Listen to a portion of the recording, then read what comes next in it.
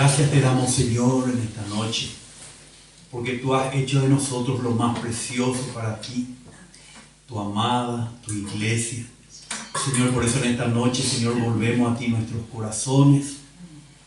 Tú que eres nuestro Señor, nuestro Salvador, nuestro sustentador.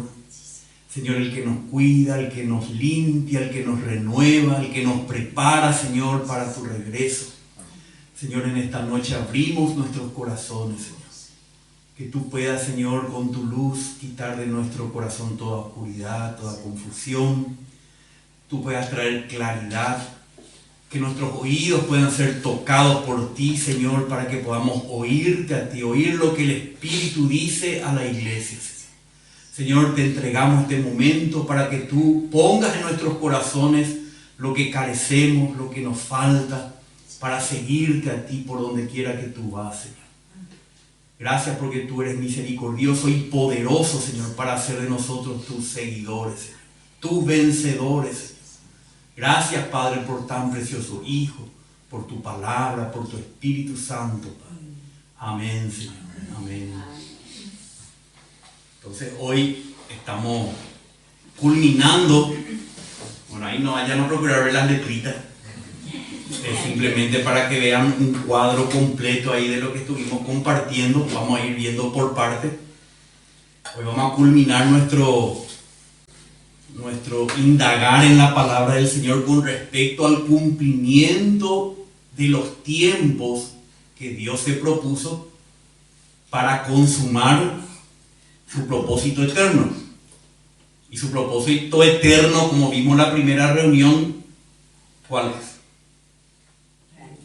La Nueva Jerusalén. La Nueva Jerusalén es la última y final visión que Dios le dio a sus apóstoles, a sus creyentes, en el último libro que se escribió en cuanto al canon de la palabra de Dios, que es el Apocalipsis, la Nueva Jerusalén. Ya estuvimos viendo eso al principio. Hoy vamos a hacer un repaso más o menos del comienzo de los temas que estuvimos tocando y vamos a terminar hablando un poco más de la Nueva Jerusalén. Entonces, aquí vemos que empieza, lo vamos a ver acá, ahí creo que se ve un poco mejor, ¿sí? Sí. O hay que agrandar más, díganme ustedes que están más lejos. Un poquitito más. Entonces estuvimos viendo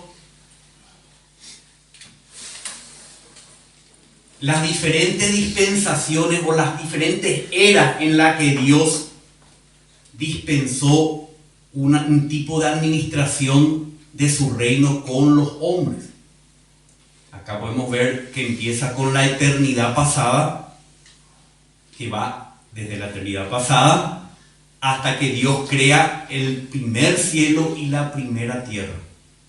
Después vemos la era de la dispensación de la inocencia, que es ese momento cuando el hombre fue creado por el Señor en un estado inocente, puro, santo, hasta que cayó en el pecado. Después vemos la era de la dispensación de la conciencia, cuando el hombre comió, no del árbol de la vida para tener vida eterna, sino que comió del árbol del conocimiento del bien y del mal, adquirió una conciencia de lo bueno y de lo malo. Y ahí Dios empezó a utilizar esa conciencia del hombre para regular al hombre, para gobernar a la humanidad hasta cierta medida. Pero vimos que eso tampoco resultó. Hasta que vino Cristo nada resultó, ¿verdad? Pero bueno, eso no resultó y vino el diluvio en el juicio de Dios a toda la humanidad, a todo lo creado. Y después del diluvio empieza la era del gobierno humano, cuando Dios permitió a los hombres los gobiernos sobre los hombres, que el hombre pueda gobernar sobre los hombres, para que el hombre tenga otra vez de parte de Dios una restricción. Hasta el día de hoy sigue la conciencia en nosotros siguen los gobiernos humanos. Claro que la mayoría de ellos y generalmente no se alinean con el gobierno divino, pero están acá para restringir a los hombres hasta que venga la salvación verdadera. Luego vemos que Dios escoge de entre toda la raza creada, escoge a la raza llamada, que empieza con Abraham. Abraham es el primer hombre llamado por Dios, a quien le entrega una promesa, y esa promesa tiene que ver con una tierra y con un pueblo, para que ese pueblo en esa tierra pueda ser un testimonio de Dios aquí en la tierra. Pero como vimos, la promesa para Abraham era terrenal con respecto al pueblo de Israel, pero también era celestial, porque vio no solamente las arenas del mar como su descendencia, sino que Dios le mostró también a él las estrellas del cielo. Entonces, en Abraham tenemos dos pueblos: un pueblo terrenal, que es Israel, y un pueblo celestial, que son los creyentes de Dios, que no importa de qué raza ni de qué tribu, sino que creen en el Señor Jesucristo, la promesa en Cristo. Luego de la era de la dispensación de la promesa, vino la dispensación de la ley, la era de la ley de Moisés, que también regulaba a la nación de Israel para que ésta pueda llegar a ser una nación diferente ante todas las naciones de la tierra. Pero también fracasó. Hasta que vino Cristo, Dios no pudo tener un pueblo que lo pueda expresar a Él sobre la tierra.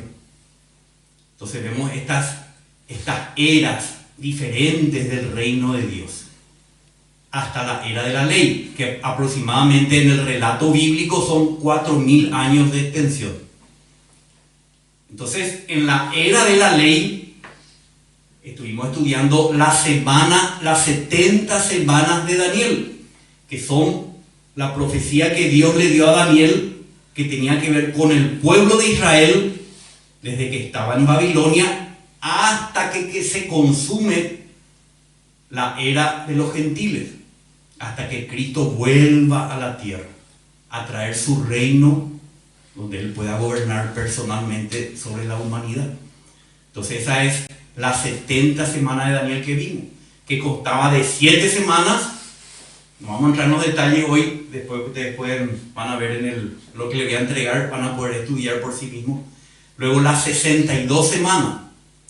Esas 69 semanas son desde que Israel vuelve a su tierra de Babilonia hasta que el Mesías se presenta como el Cristo, como el Mesías al pueblo de Israel, en lo que nosotros conocemos en ese domingo de Ramos, que dice la gente.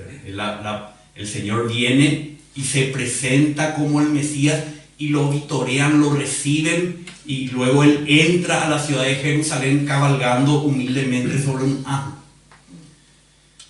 Bueno, esa es la profecía, porque cumple perfectamente 483 años.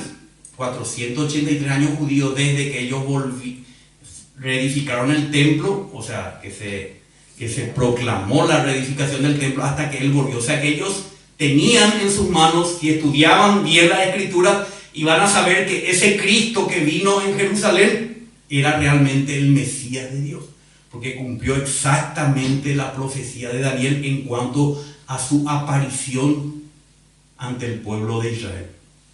Pero en vez de recibirlo, lo crucificaron. Entonces, Daniel también nos habla que después de la semana 62, de estas 62 semanas, en total 69, iba a suceder la muerte del Mesías. Y exactamente sucedió en esa semana la muerte de Cristo. Entonces, esa es la primera parte que está dentro de la era de la dispensación de la ley. Ahora pasamos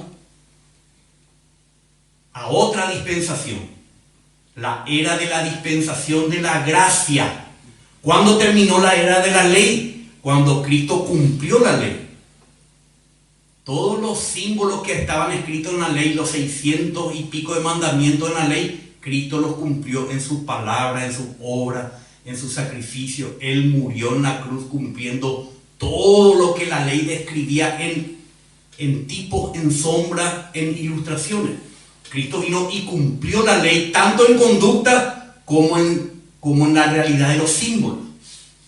Él fue podemos decir nomás, ese cordero que fue inmolado por miles de años por el pueblo de Israel en Jerusalén, en el día de la Pascua, Él cumplió el mismo día de la Pascua, exactamente a la hora en que sacrificaban los corderos pascuales. Él murió en la cruz del Calvario, cumpliendo toda la ley que nosotros no podemos cumplir para satisfacer los justos requisitos de Dios. Los cumplió Cristo. Y la pena y la culpa que nosotros tenemos, la maldición de la ley que está sobre nosotros por no poder cumplir los mandamientos de Dios, las llevó Cristo. Cristo sufrió la maldición de la ley, dice Pablo a los Gálatas, hecho por nosotros maldición, colgando del madero. Entonces Cristo terminó la era de la dispensación de la ley y ahora entramos en la era de la dispensación de la gracia, en el nuevo pacto, donde en el nuevo pacto podemos experimentar la gracia de Dios, el perdón de nuestros pecados, la reconciliación con Dios, la resurrección de Cristo para transformarnos en nuevas criaturas, esperando su venida. Entonces, vemos que en esta dispensación que empieza aquí con la muerte de Cristo sucede la resurrección de Cristo, la ascensión de Cristo, donde Él es exaltado a la diestra del Padre, y hasta ahora está allí en cuerpo, esperando que todos sus enemigos sean puestos por debajo de sus pies. Cuando eso suceda, Él va a descender de los cielos a la tierra y va a recibir el reino que el Padre le prometió a Él. Entonces el Señor ascendió y está exaltado a la diestra del Padre. Luego Daniel también nos cuenta que después de las 62 semanas, por un lado iba a ser muerto el Mesías, y por otro lado, el templo en Jerusalén sería destruido, y la ciudad de Jerusalén sería totalmente destruida. Eso fue un tiempo de venganza de Dios contra su pueblo, porque ellos cambiaron a su hijo por el César. Cuando Pilato le dice, aquí está vuestro rey, cuando estaba siendo juzgado, estaba siendo condenado, el pueblo de Israel dijo, no tenemos otro César, otro rey más que el César. Entonces la sangre, la culpa de eso cayó sobre el pueblo de Israel en el año 70. Fueron totalmente destruidos, llevados en esclavitud y dispersados por todas las naciones de la tierra hasta el día de hoy, aunque gran parte ya está volviendo, cumpliendo también las profecías que cuando se cumpla el tiempo de los gentiles, cuando el evangelio llegue a todas las naciones de la tierra, ellos serán recogidos de todas las naciones donde fueron dispersados a su tierra, para que Dios pueda tratar con ellos y rescatar de ellos por lo menos un tercio, dice la profecía, para que ellos también se vuelvan al Señor y reciban a Cristo en su segunda venida. Bueno, ya nos fuimos hacia adelante, pero entonces en el año 70 se cumple la profecía de Daniel de la destrucción del templo y de la ciudad de Jerusalén. Entonces eso es, ahora seguimos en la era de la dispensación de la gracia, en la era de la iglesia, del nuevo pacto. Pero esta dispensación de la gracia, Daniel no se enteró. ¿Por qué? Porque no tenía que ver con la nación de Israel, ni con el templo, ni con las cosas materiales del pueblo terrenal de Dios, ¿verdad? Sino que tenía que ver con un misterio que estaba escondido, dice Pablo, a los profetas del Antiguo Testamento. Y ese misterio es la iglesia. Es el pueblo, son las estrellas del cielo, son los hijos de Abraham conforme a la fe. Todos los que creen en Cristo, todos los que reciben a Cristo, el evangelio de Cristo, el evangelio de la gracia, de la salvación, llegan a ser la iglesia, el cuerpo de Cristo. Entonces, ese paréntesis está entre la semana 69 de la profecía de Daniel, que ya hemos compartido, y entre la semana última, la semana 70 de Daniel, que aún está en el futuro. O sea, la época que ahora está transcurriendo es la era de la dispensación de la gracia. Todo aquel que cree será salvo, mas el que no creyere será condenado. En síntesis, el Evangelio dice: de tal manera amó Dios al mundo, que ha dado a su único Hijo Jesucristo, para que todo aquel que en Él crea, como el Cordero de Dios, como el Cristo de Dios, todo aquel que en Él crea no muera, sino que reciba la vida eterna.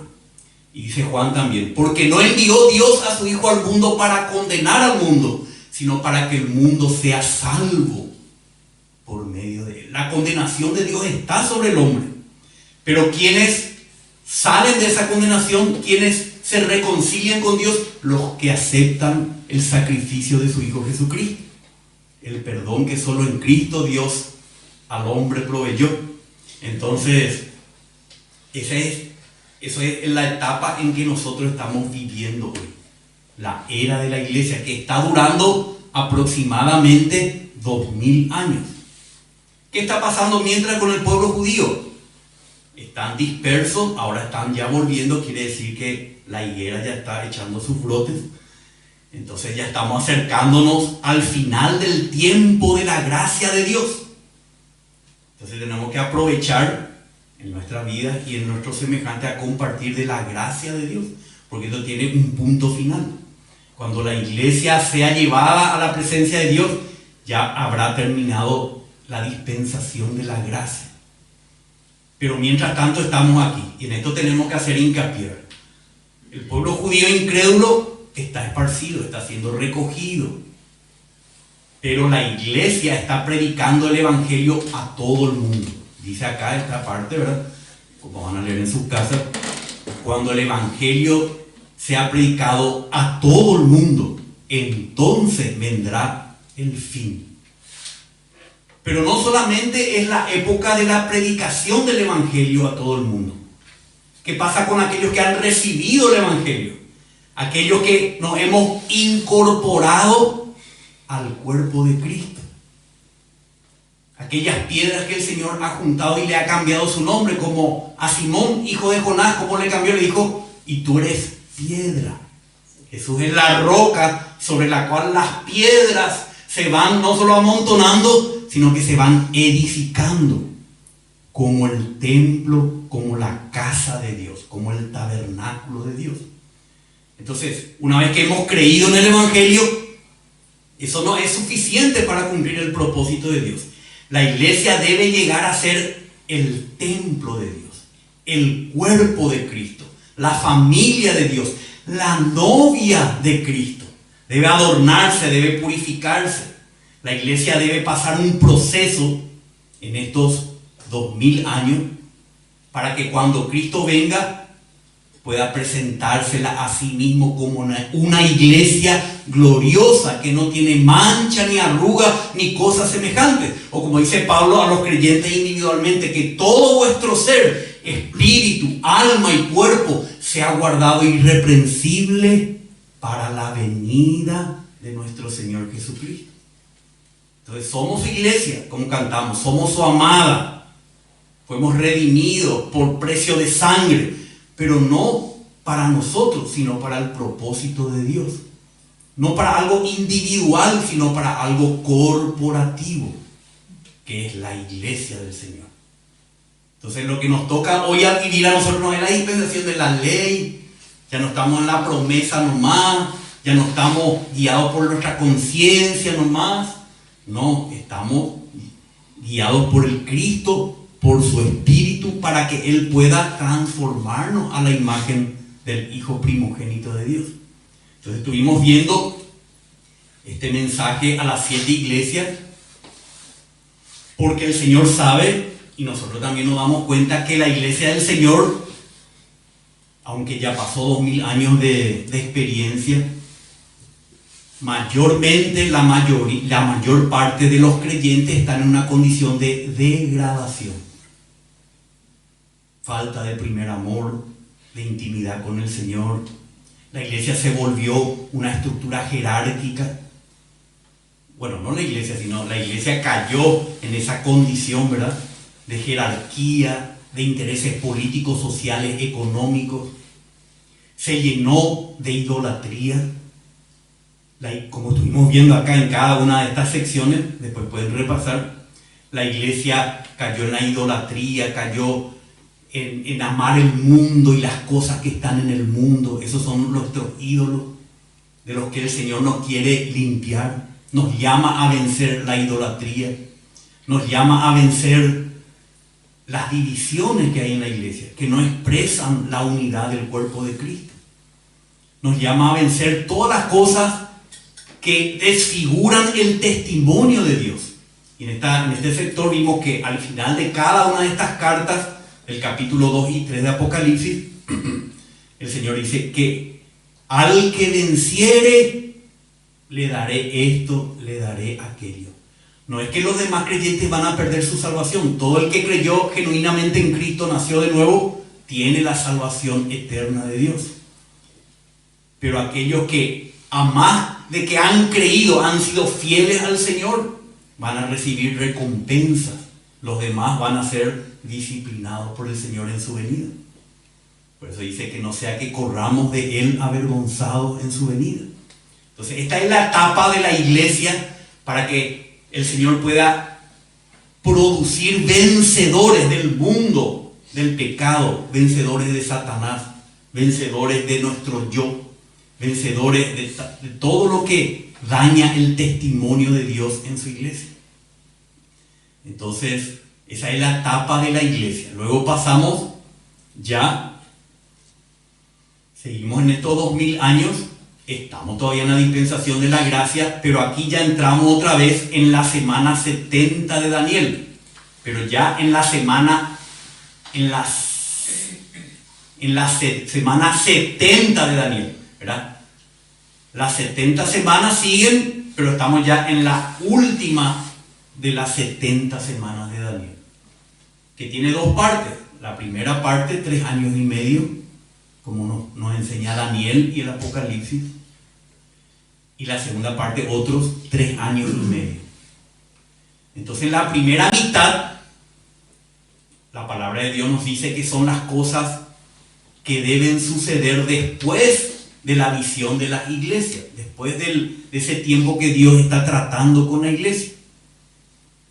Y esta última semana de Daniel dura 7 años. Acá estamos ahora en la primera mitad. ¿Qué pasa en la primera mitad? Tanto el Señor Jesús en el Evangelio de Mateo, Marcos, Lucas nos hablan de qué acontecería en esa parte final, en esa primera mitad de la semana de Daniel. Apocalipsis nos describe como 4 sellos. El primer sello es la aparición del anticristo en escena, donde él sale a conquistar el mundo para su gobierno, queriendo anticipar y prevenir y que no suceda el gobierno de Cristo. Él quiere ganar el mundo para él, el caballo blanco. ¿Y cómo lo hace? A través de guerras. Él va a conquistar el mundo a través de guerras, donde van a morir una cuarta parte de toda la humanidad. Quiere decir que va a ser algo realmente terrible. Esa muerte del segundo sello va a habilitar el tercer sello, que tiene que ver, acá como vemos, con la hambruna. Va a traer una hambruna mundial. Y esa hambruna va a desatar el último caballo, el caballo amarillo, que tiene que ver con las pestes, que va a traer todo ese desastre, las pestes y la muerte de los hombres. Pero a través de todo ese suceso, el anticristo va a apoderarse y va a traer su reino, su gobierno a la tierra. Y principalmente, en la mitad de la semana, él va a pretender ser recibido por la nación de Israel, donde ya va a haber un templo funcionando, ser recibido como su Cristo, como el Mesías. Por eso decimos el anticristo. No solamente es contrario a Cristo, anti quiere decir también en lugar de Cristo. Él se va a presentar como el Cristo. ¿Por qué? porque a través de todas estas guerras y todas estas situaciones, durante ese periodo, Él va a proteger a Israel.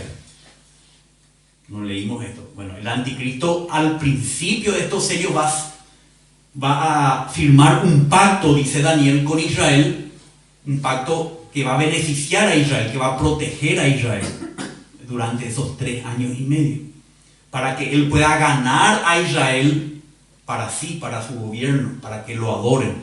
Pero cuando Él se presente a la mitad de la semana en el templo y no sea recibido por los israelitas, Él va, como dice la palabra de Dios, va a erigir una abominación que causa desolación en el templo, como lo hizo Antíoco Epífanes en anticipación a todo esto, antes que venga Cristo, quien sacrificó un cerdo en el templo de Dios. Va a desacrar el templo del Señor.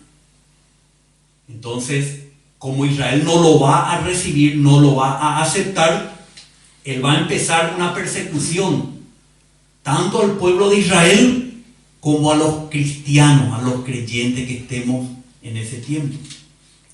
Pero para los cristianos que oyeron la voz del Espíritu y vencieron la degradación de la iglesia, el Señor promete que esa iglesia, no es una iglesia en particular en el sentido de un grupo de personas, sino esos creyentes, esa porción de la iglesia que se le llama en Apocalipsis los vencedores, no van a pasar la hora de la prueba que va a venir sobre toda la tierra habitada, que justamente se inicia después en la mitad de la semana 70.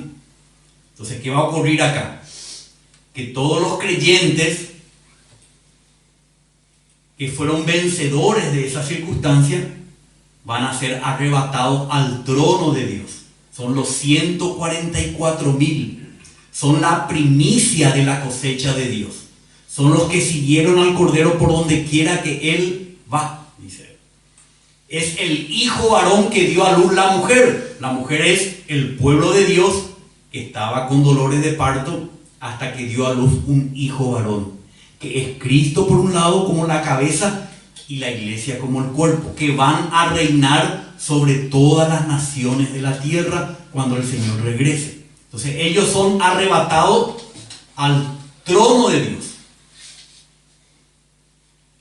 Bueno, entonces cuando los vencedores son arrebatados al trono de Dios, empieza la gran persecución, que la Biblia le llama la gran tribulación, cual no la ha habido jamás, ni la volverá a haber. O sea, la gran tribulación para la iglesia que va a quedar aquí. Los vencedores fueron arrebatados, pero el resto del sembrado de Dios tiene que madurar. Todos los creyentes que quedan acá tienen que madurar. ¿Y cómo van a madurar? Experimentando la gran tribulación. Y allí el anticristo exige que se le adore a él, a la bestia, a través del falso profeta. Entonces, el reino del anticristo es impuesto a todas las naciones de la tierra. Y tiene su marca, su identificación, tiene su sello, tiene su nombre, el 666, que no vamos a entrar en detalle, no entramos nunca todavía en ese detalle porque estamos viendo así panorámicamente para que entendamos los tiempos del Señor. Entonces, para los israelitas y para la iglesia que quedó, los creyentes que quedó, es la gran tribulación. Pero para el resto del mundo, como una dictadura, ¿verdad? En la dictadura, generalmente los que están con el dictador la pasan bien, y los que no, son perseguidos. Así mismo va a ser. Entonces, la gran tribulación es para los santos, pero para los moradores de la tierra va a haber una paz y una seguridad, después de todo eso que pasó en los primeros 3 años y medio. Y dice en 1 Tesalonicenses que ellos dirán paz y seguridad hasta que venga sobre ellos una destrucción repentina. Y es lo que va a venir después. Entonces, más o menos 3 años va a durar la gran tribulación. Cuando lo que termina esa gran tribulación es el arrebatamiento, Cristo desciende de los cielos a los aires y arrebata a su iglesia para encontrarse con el Señor en el aire. Entonces los muertos en Cristo, todos los que murieron en todas las épocas, dice, los muertos en Cristo resucitarán primero. Luego nosotros, los creyentes, los que hayamos quedado vivos, seremos arrebatados juntamente con ellos en el aire. Y a partir de ahí estaremos para siempre con el Señor. Entonces la iglesia es llevada a los cielos. ¿Por qué? Primero porque la iglesia necesita encontrarse con el Señor, pero también porque después de ese momento, el mundo incrédulo, unos 6 meses aproximadamente, va a sufrir la ira de Dios sobre este mundo. Y nosotros los creyentes no estamos para la ira de Dios, seremos arrebatados. Si estamos para la ira del anticristo, de Satanás, vamos a ser perseguidos. Los que quedamos aquí vamos a ser perseguidos. Pero no estamos para experimentar el castigo y la ira de Dios. ¿Por qué? Porque Cristo nos salvó de la ira de Dios en la cruz del Calvario. Todo lo que hemos recibido a Cristo, seremos llevados para no experimentar aquí en la tierra la última parte de estas 70 semanas de Daniel, ¿verdad? Que es la ira de Dios y del Cordero, como dice el Apocalipsis. Entonces, nosotros somos llevados a los aires. Y esta venida del Señor se le llama su presencia, su parusía. O sea, cuando Él venga a los aires, todo ojo le verá. Y va a transcurrir meses ahí en los aires, en los cielos. Todos los hombres van a verle a Él. Los judíos también que están aquí en la tierra van a contemplarlo a Él. Y los incrédulos también lo van a contemplar, pero no se van a arrepentir. Van a tener que experimentar el castigo de Dios, la purificación de Dios. Entonces nosotros somos arrebatados a los aires, como vemos acá arriba. ¿Para qué? Acá dice el tribunal de Cristo. Aunque nosotros ya fuimos salvos de la condenación eterna, todos los creyentes, dice el apóstol Pablo, tendremos que presentarnos ante el tribunal de Cristo. Como dice en en 1 Corintios 3, todo lo que en nuestra vida hemos recibido, hemos sido constituidos con oro, plata o piedras preciosas. Si es con oro, plata y piedras preciosas, ese tribunal de Cristo no va a quemar nuestras obras. Pero si estamos con madera, heno y hojarasca, que son nuestras obras naturales, carnales, eso va a ser consumidas por el fuego. Pero dice, seremos salvos, pero así como por fuego.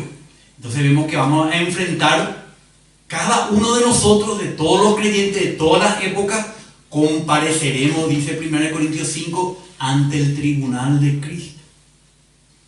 No para condenación, sino para recompensa o disciplina.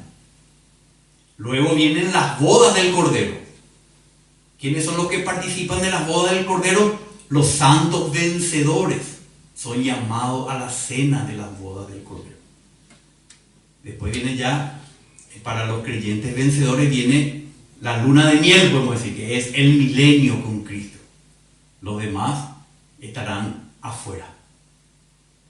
Pero no en el lago que arde con fuego y azufre, sino estarán siendo tratados por el Señor, madurados por el Señor, perfeccionados del Señor, para que puedan participar del cielo nuevo y la tierra nueva. Bueno, entonces en esta parte, en la esfera celestial, tiene que ver con nosotros, tribunal de Cristo y bodas del Cordero. Paralelamente acá en la tierra, en el séptimo sello se producen las 7 trompetas, que son los juicios de Dios, pero no tan intensos como lo que viene después. En la séptima trompeta vienen las 7 copas de la ira de Dios, y a través de esas copas el Señor purifica la tierra. Todo lo que hay en la tierra purifica a través de su juicio, porque tiene que restaurar la tierra para la venida del milenio, del reino milenial de Cristo. Entonces los incrédulos les toca experimentar las 7 trompetas y las 7 copas de la ira de Dios. Todos los incrédulos, todos los que no han creído en Cristo, van a experimentar este periodo de juicio. Y mientras tanto, el pueblo de Israel, dice, Cristo protege, reúne y restaura a los hijos de Israel. Entonces vemos que hay de cada 12 tribus de Israel, 12.000 sellados, 144.000 sellados del pueblo de Israel, que son solamente un tercio de todo lo que van a existir en ese tiempo.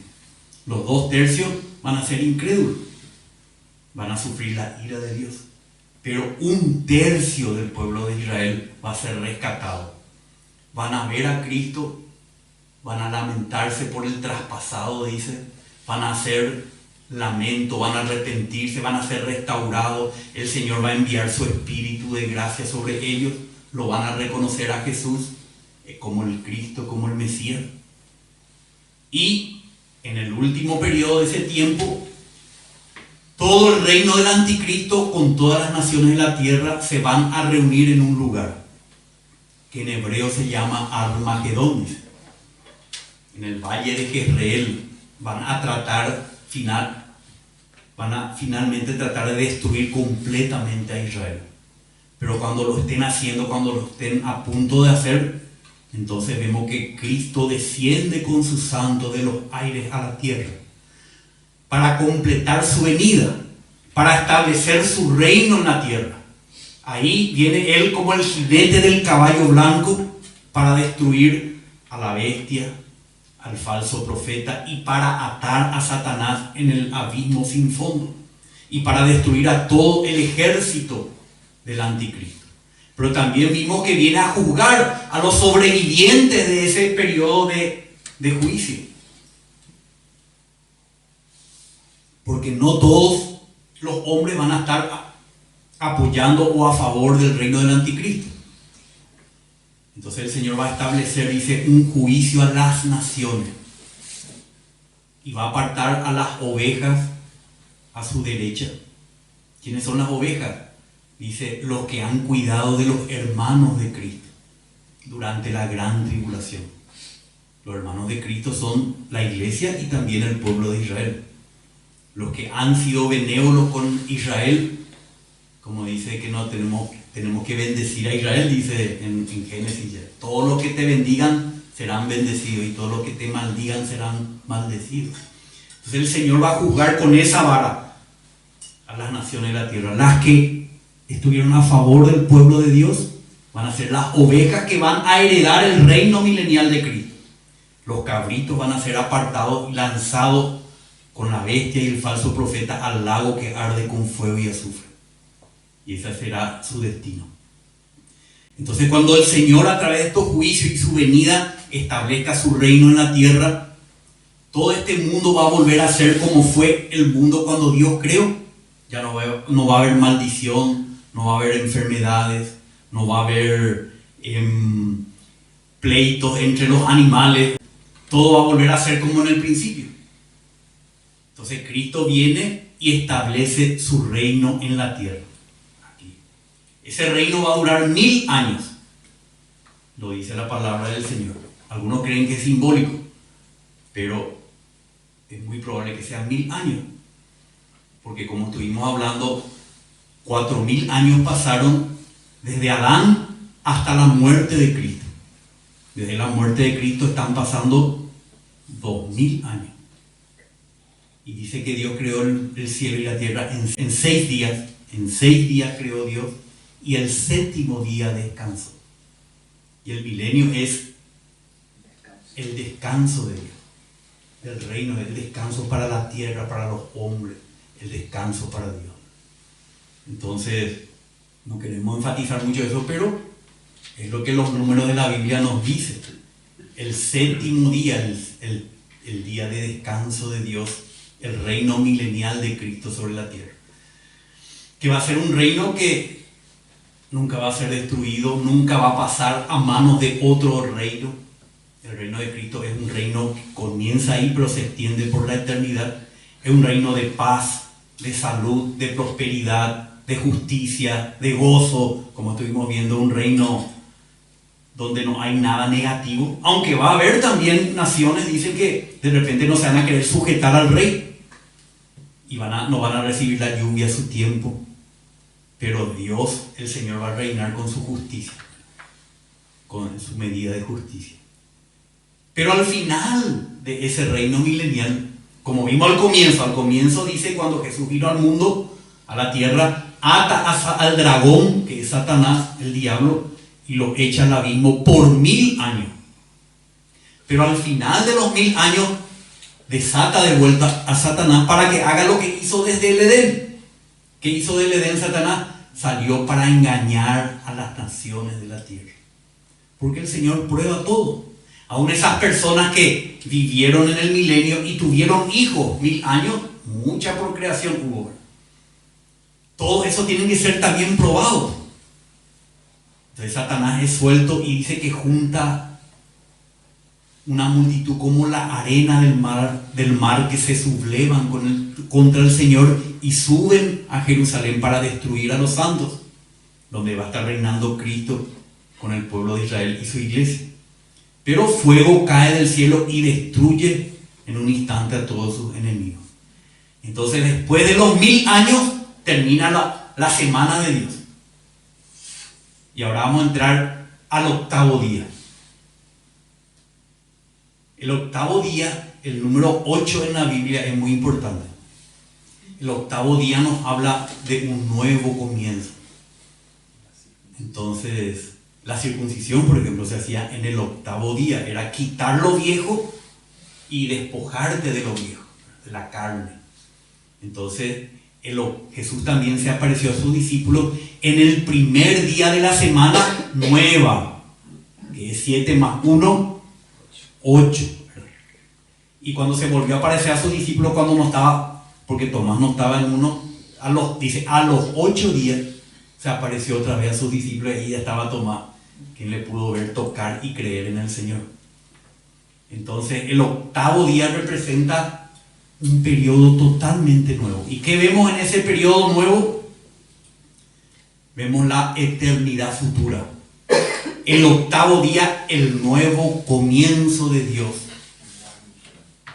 Pero ahí ya terminó todo tipo de rebelión, de pecado, de muerte, todo terminó. Es la eternidad futura. ¿Y por qué es nuevo? Porque hay un cielo nuevo y una nueva tierra. Entonces vamos a ir mirando algunos pasajes ya. Esto va desde la creación del cielo nuevo y tierra hasta la eternidad, por supuesto. Ya se extiende hasta la eternidad. En Isaías 65 ya se anunciaba por los profetas. Esto dice: pues he aquí, yo creo cielos nuevos y una tierra nueva, y no serán recordadas las cosas primeras, ni vendrán a la memoria. Isaías 66 también dice: porque como los cielos nuevos y la tierra nueva que yo hago permanecerán delante de mí, declara Yahvé, así permanecerá, le dice a los israelitas, vuestra descendencia y vuestro nombre. En segunda de Pedro vemos en forma resumida todo lo que estamos viendo en los últimos tiempos. Dice: pero el día del Señor vendrá como ladrón, en el cual los cielos pasarán con gran estruendo, y los elementos ardiendo se disolverán, y la tierra y las obras que hay en ellas serán quemadas. En el diluvio fue por el agua. Al final va a ser por el fuego que el Señor va a cambiar todos los elementos. Tiene que surgir de la vieja tierra y del viejo cielo, que pasa por el juicio, por la restauración y por el obrar de Dios a través del fuego. Todo va a ser restituido. Así como nosotros. Cuando nosotros nacemos de nuevo, no es que termina el viejo Mauricio. A partir del viejo Mauricio, el Señor va renovándole a la imagen de Cristo. No es que desapareció y acá hay otro, no. Es una renovación que se da. Así también los cielos y la tierra. Pues, puesto que todas estas cosas han de ser disueltas de esta manera, el viejo cielo y tierra, ¿qué clase de personas no deben ser ustedes en santa conducta y en piedad? Porque para que entremos allá, tenemos que ser totalmente también renovados. Tenemos que ser hombres totalmente nuevos. Esperando y apresurando la venida del día de Dios, en el cual los cielos, encendiéndose, se disolverán y los elementos ardiendo se fundirán. Pero según su promesa, nosotros, los creyentes, esperamos nuevos cielos y nueva tierra en los cuales mora la justicia. Entonces, el cielo viejo y la tierra vieja son reemplazados por el cielo nuevo y la tierra nueva. En Hebreos 1:10 nos habla poéticamente, tomando del Salmo, dice: y tú, Señor, en el principio pusiste los cimientos de la tierra, y los cielos son obra de tus manos. Ellos perecerán, pero tú permaneces, y todos ellos como una vestidura se envejecerán. Y como un manto los enrollarás, como una vestidura serán mudados, pero tú eres el mismo, y tus años no tendrán fin. Mateo también, el Señor habló de esto, dice: el cielo y la tierra pasarán, pero mis palabras no pasarán. ¿A qué cielo y tierra se refiere? El que leemos en Génesis 1, ¿verdad? En el principio creó Dios los cielos y la tierra. Todo esto pasará con todo lo que contienen. Así que todo lo que edifiquemos acá, toda la empresa, todo lo que hagamos acá, se va a quemar. Así que, como dice el Señor, haced tesoros en los cielos, no en la tierra, porque allá ni la colilla ni el hollín corrompen, y ladrones no minan ni hurtan. Ahora, ¿qué dice Juan acá en la visión final? Capítulo 21: vi un cielo nuevo y una tierra nueva, porque el primer cielo y la primera tierra pasaron, y el mar ya no existe. Entonces hay un cambio. ¿Y qué hay en ese cielo nuevo y en esa tierra nueva? ¿Qué es lo que a nosotros realmente nos tiene que preocupar, nos tiene que ocupar, nos tiene que atraer, nos tiene que gobernar? Porque lo único que va a quedar al final es ese cielo nuevo, esa tierra nueva y esta nueva Jerusalén. ¿De dónde va a salir la nueva Jerusalén? Dice: la nueva Jerusalén desciende del cielo donde está Dios, a la tierra nueva, y se establece en ella. Hebreos 12:22 ya nos habla también de esto. Dice: ustedes en cambio se han acercado al monte de Sión y a la ciudad del Dios vivo, la Jerusalén celestial, amiriada de ángeles. No es la Jerusalén terrenal, eso no va a existir más. La Jerusalén que viene del cielo de Dios, la celestial. Hebreos 11:9 y 10 dice: por la fe, hablando de Abraham, Isaac y Jacob, ¿verdad?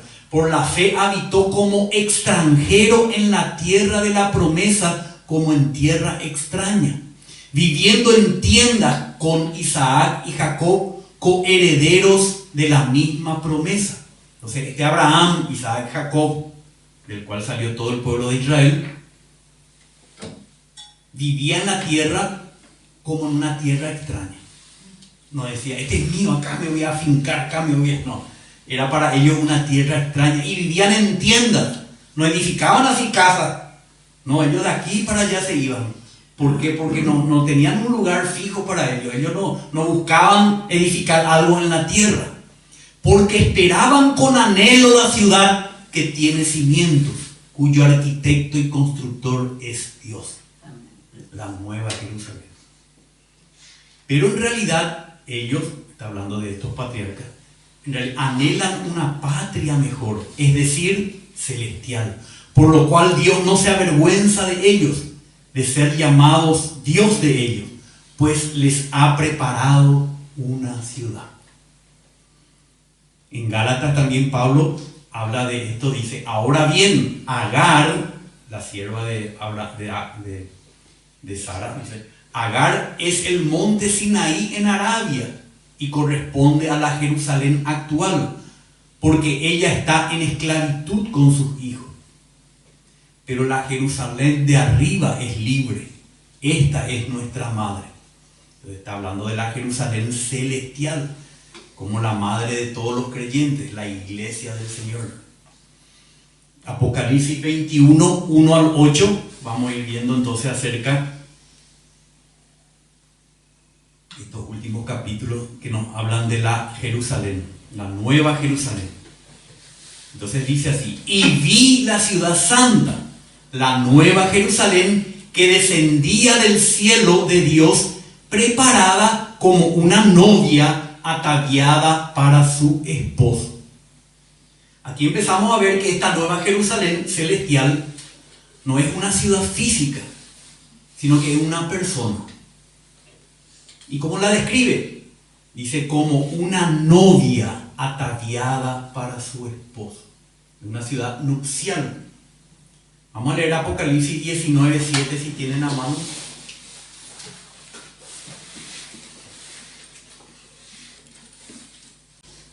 Bueno, acá estamos en el capítulo 21, pero vamos a retroceder al capítulo 19, donde vemos una exclamación. Cuando ya todo fue juzgado, cuando la iglesia también fue juzgada en el tribunal de Cristo y están las bodas del Cordero por producirse. ¿Quién es el Cordero? Sabemos, ¿verdad? El Cordero es el Señor Jesucristo. ¿Y quién es la novia?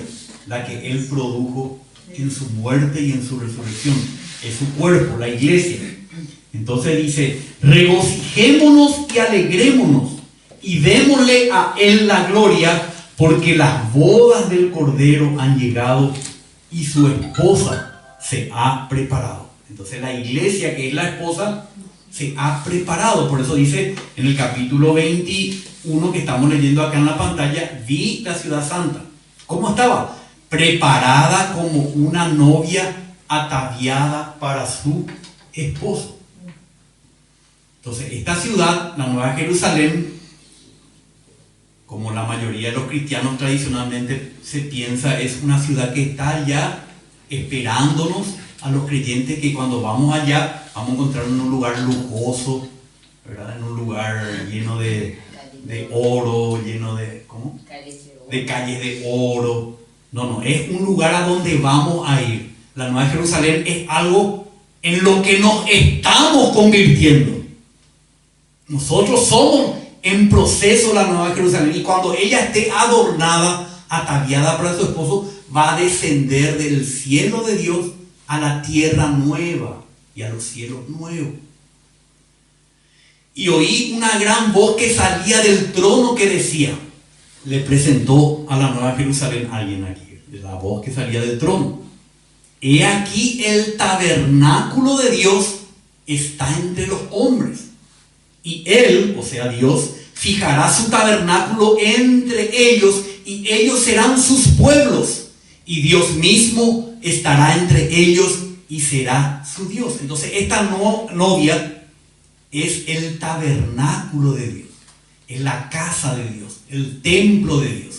Por eso Pablo nos muestra claramente que nosotros, la iglesia, somos la casa del Dios viviente, somos el templo del Dios vivo.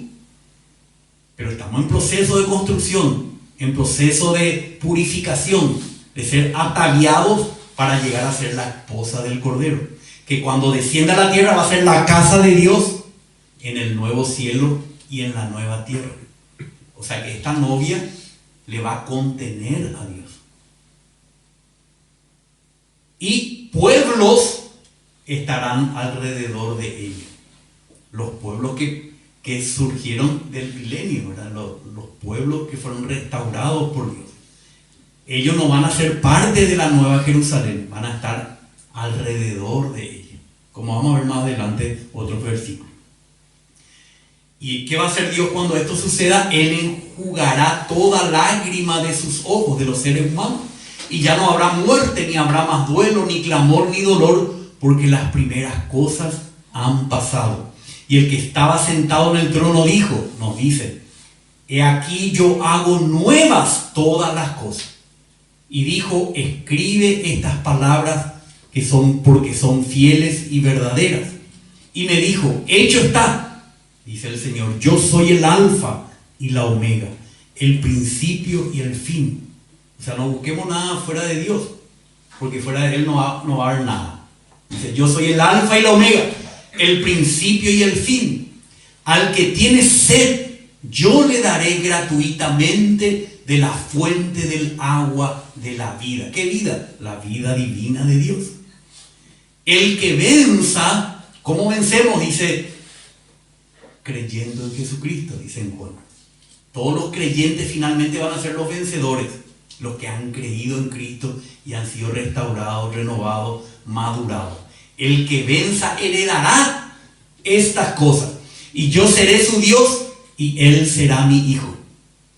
Pero los incrédulos, los cobardes incrédulos y abominables, asesinos, inmorales, hechiceros, idólatras y todos los mentirosos tendrán su herencia en el lago que arde con fuego y azufre, que es la muerte segunda, que es la muerte eterna.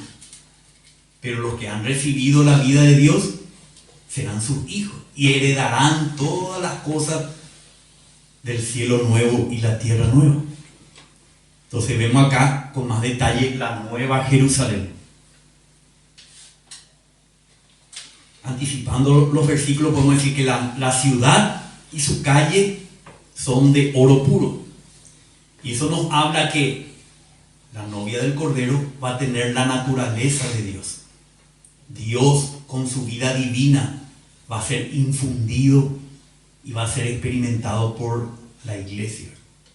Como dice Pedro, que somos participantes de la naturaleza divina.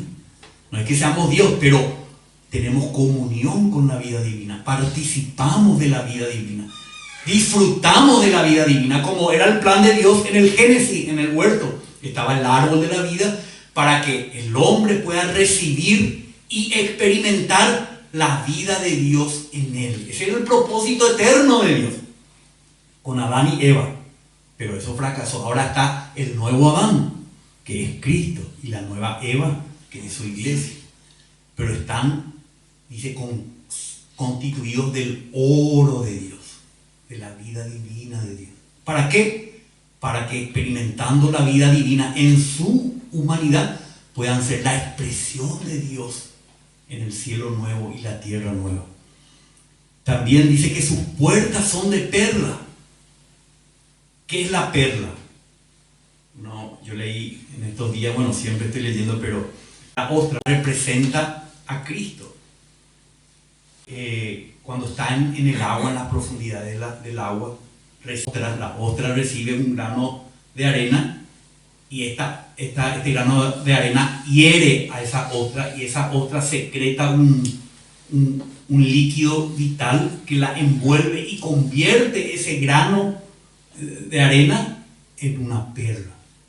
Y eso es lo que hace Cristo con nosotros. A través de su muerte, donde Él fue herido por nosotros, nos infundió su vida y nos hizo una perla preciosa. Entonces la perla representa, es el producto de la muerte redentora de Cristo en la que fue herido, y la resurrección vivificante de Él, que produce la perla. O sea que no solamente la iglesia de la Nueva Jerusalén está constituida de la vida divina del Padre, sino también de la obra redentora y vivificante del Hijo. Por eso tiene puertas de perla. También tiene muros y cimientos que están constituidos de diferentes piedras preciosas, que representan la obra transformadora del Espíritu en los creyentes. Porque todas las piedras preciosas en su comienzo fueron algo natural, un carbón, algo, pero con el proceso del calor, del frío, de las presiones, llegan a ser piedras preciosas. O sea que esta Nueva Jerusalén trata de describirnos algo que con palabras no se puede describir. El producto de la experiencia del hombre caído y pecaminoso, de la redención de Cristo, de la resurrección de Cristo, de la vida divina experimentado en ellos, de la obra transformadora del Espíritu Santo que los convierte en una ciudad de perlas, de oro y de piedras preciosas. Esta es una constitución viviente. Esta ciudad es viviente, no una ciudad física sin vida.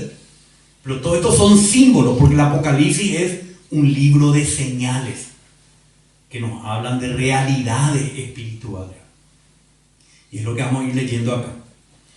vino uno de los 7 ángeles que tenía las 7 copas llenas de las últimas 7 plagas y habló conmigo diciendo, después de que las copas hicieron su trabajo y terminaron con el mundo incrédulo, lo que queda es esto que les muestra. Dice, ven, te mostraré la novia, la esposa del Cordero. Ya no es más la novia solamente, ahora ya es la esposa del Cordero. Actualmente nosotros somos la novia de Cristo, pero luego seremos la esposa del Cordero por la eternidad. Y me llevó en espíritu a un monte grande y alto y me mostró la ciudad santa, Jerusalén, que descendía del cielo de Dios. ¿Y qué tenía? Tenía la gloria de Dios. ¿Qué es la gloria de Dios? Es la expresión de todo lo que Dios es, su santidad, su amor, su pureza, su sabiduría. Todo lo que Dios es la gloria de Dios. Esta ciudad tenía la misma apariencia de Dios. Porque para esto fue creado Adán y Eva. Dice en el versículo 26 del Génesis, hagamos al hombre a nuestra imagen, conforme a nuestra semejanza, y señoree sobre toda la creación. Entonces esta ciudad va a tener la imagen y la semejanza de Dios. Va a irradiar la gloria de Dios. Su fulgor era semejante al de una piedra muy preciosa, como una piedra de jaspe, cristalina como el cristal. O sea, esta piedra de jaspe representa la gloria, la apariencia de Dios. Apocalipsis 4:3. Y el que estaba sentado en el trono era de aspecto semejante a una piedra de jaspe y sardio. Y alrededor del trono había un arco iris de aspecto semejante a la esmeralda. El que estaba sentado en el trono era semejante al jaspe. La Nueva Jerusalén también va a irradiar un color de jaspe, porque Dios va a estar en ella. Ella es el tabernáculo de Dios y es de oro puro transparente, dice después la palabra. O sea que todas las naciones que van a sobrevivir y van a estar alrededor de ella van a ver a Dios, no directamente, sino a través de la Nueva Jerusalén, a través de la iglesia, del cuerpo de Cristo transformado y glorificado. Y el que hablaba y tenía la gloria de Dios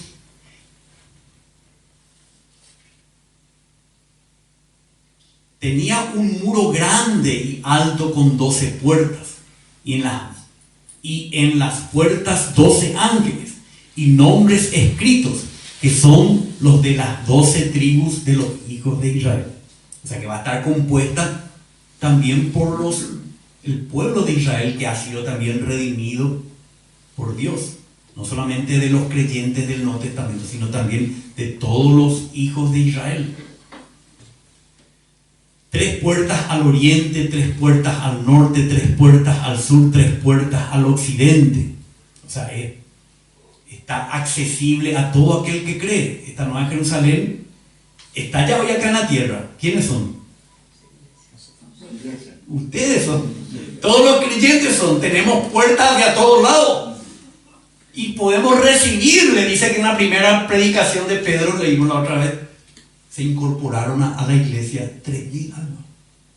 No importa si es del norte, del sur, del este y del oeste. Tenemos la Nueva Jerusalén, recibe a todos los que creen en Cristo, y estos llegan a ser parte de esta ciudad maravillosa. Y el muro de la ciudad tenía 12 cimientos, y en ellos los 12 nombres de los 12 apóstoles del Cordero, que representan a la iglesia. Entonces, la Nueva Jerusalén es la composición viviente de los creyentes de Dios en el antiguo pacto y en el nuevo pacto. Y el que hablaba conmigo tenía una vara de medir de oro para medir la ciudad, sus puertas y su muro. No vamos a entrar en los detalles. Alguna vez cuando tuvimos Apocalipsis en un sentido específico, si el Señor permite, vamos a entrar en los detalles.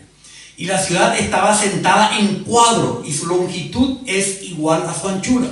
Y midió la ciudad con la vara 12.000 estadios, y su longitud, anchura y altura son iguales. O sea, ¿qué forma tenía esta ciudad? Un cubo, alto, ancho y... Vamos a leer 1 Reyes 6:20. Y el santuario interior Porque ustedes saben que el tabernáculo tiene tres partes: el atrio exterior, el lugar santo y más adentro el lugar santísimo. Y todos tenían sus medidas que Dios había dado para que se edifique de esa manera. Y el santuario interior tenía 20 codos de largo, 20 codos de ancho y 20 codos de alto. Y lo revistió de oro puro, y el altar lo recubrió de cedro. Entonces el santuario interior, el lugar santísimo. ¿Por qué es importante esto? Porque la ciudad, toda la ciudad, es el lugar santísimo. Ya no hay atrio exterior, ya no hay lugar santo, sino el lugar santísimo. ¿Y cuál es el lugar santísimo? Es la morada de Dios, la presencia de Dios, accesible para ¿quiénes? Para todos los que creen en Él.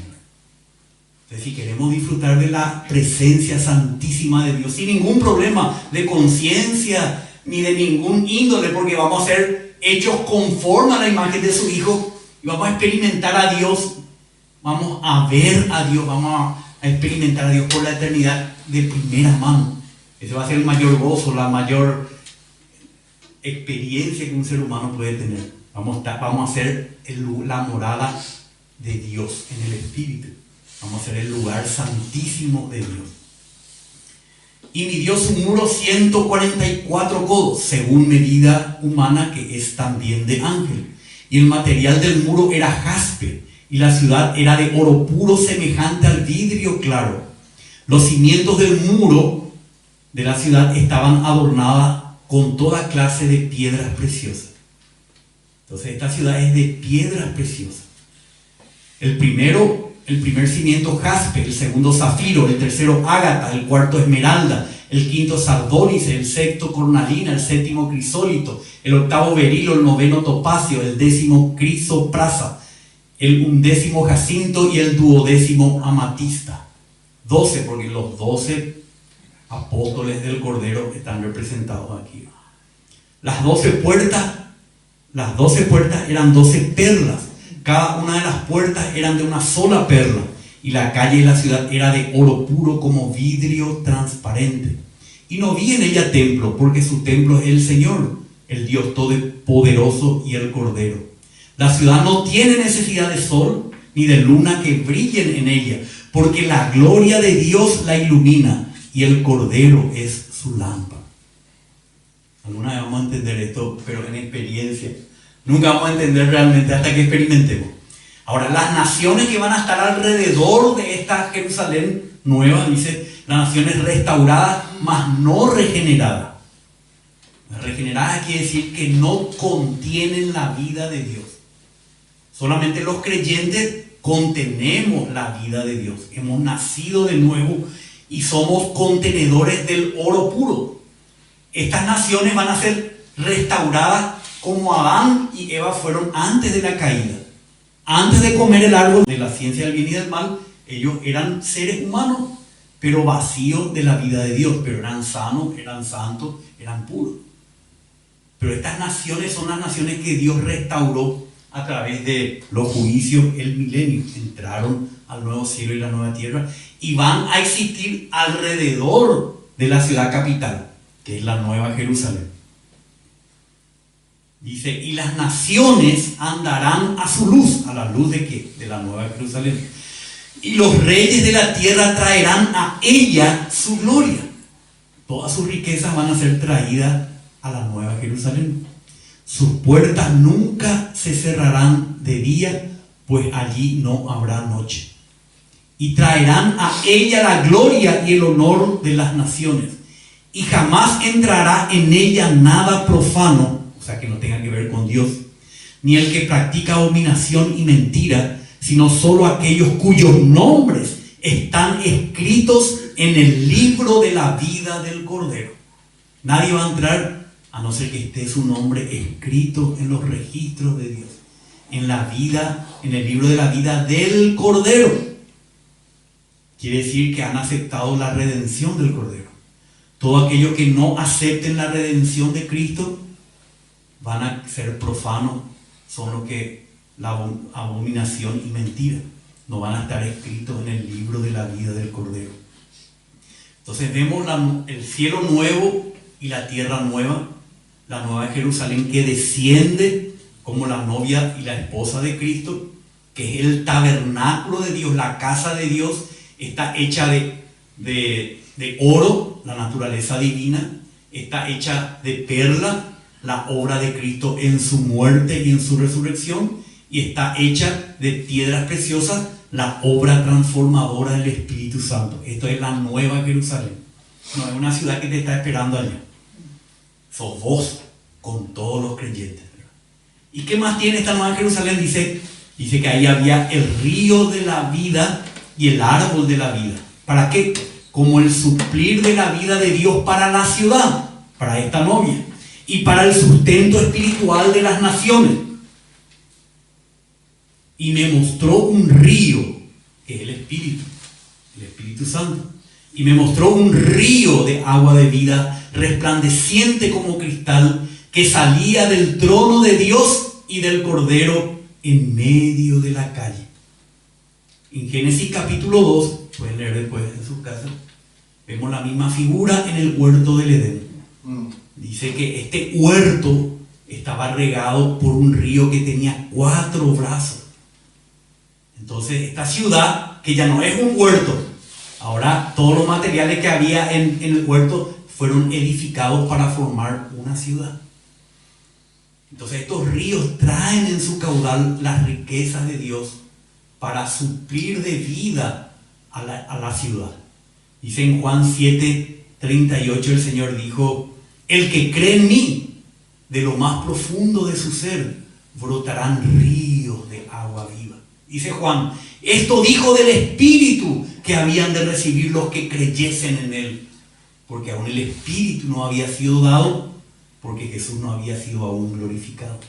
Entonces este río representa al Espíritu que da vida.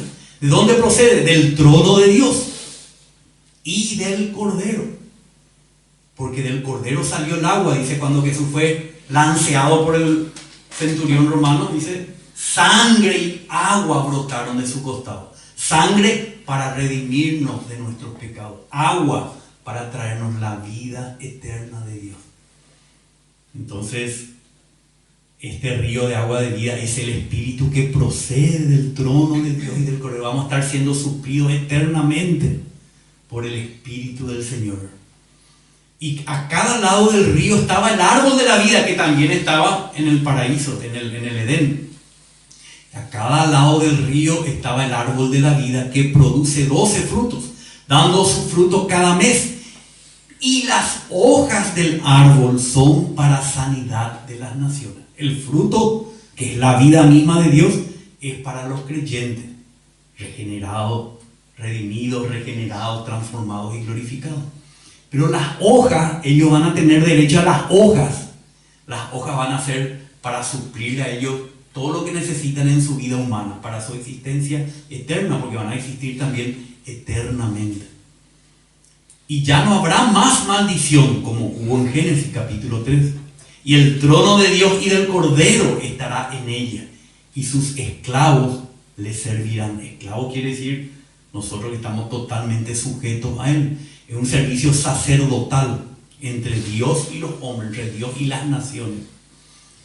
Ellos verán su rostro y su nombre, el nombre de Dios, estará en sus frentes.